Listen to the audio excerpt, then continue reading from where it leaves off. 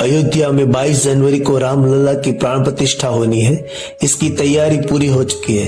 प्राण प्रतिष्ठा से पहले भगवान राम की मूर्ति की तस्वीर सामने आई, जिसमें वह बाल स्वरूप में श्यामल पत्थर से तैयार दिख रही है। ऐसे में लोगों के मन में सवाल उठा है कि रामलला की मूर्ति काली या श्यामल क्यों है।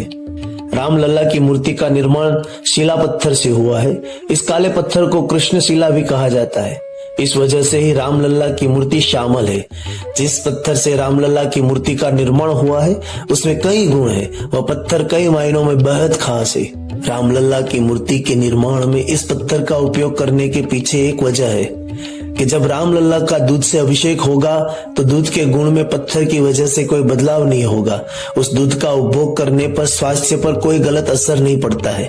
साथ ही ये 1000 से भी अधिक वर्षों तक यूं ही रह सकता है, यानी कि इसमें कोई बदलाव नहीं होगा। इसके अलावा वाल्मीकि रामायण में भगवान राम के स्वरूप श्याम वर्णों में ही वर्णित किया गया है, इसलिए यह भी एक वजह है कि रामलला की मूर्ति का रंग श्यामल है। साथ ही रामलला का श्यामल रूप में ही पूजन होता है। श्री राम जन्मभूमि तीर्थ क्षेत्र के महासचिव संपत राय ने बताया कि भगवान श्री रामलला की जो मूर्ति बनी है वह 5 वर्ष के बालक का स्वरूप है। उन्होंने बताया कि मूर्ति 51 इंच की है और रामलला की मूर्ति का निर्माण काले पत्थर से किया गया है। रामलला की मूर्ति में भगवान के कई अवतारों को दर्शाया गया है।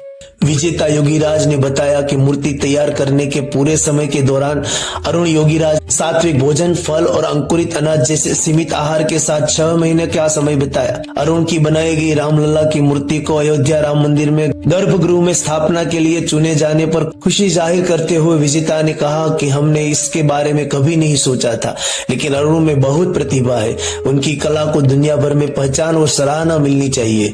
विजेता के मुताबिक अरुण योगीराज 5वीं पीढ़ी के मूर्तिकार है, जिन्होंने 11 साल की उम्र में नक्काशी शुरू की थी और तब से ही वह अपने परिवार के समृद्ध परंपरा का प्रतीक बन गए हैं।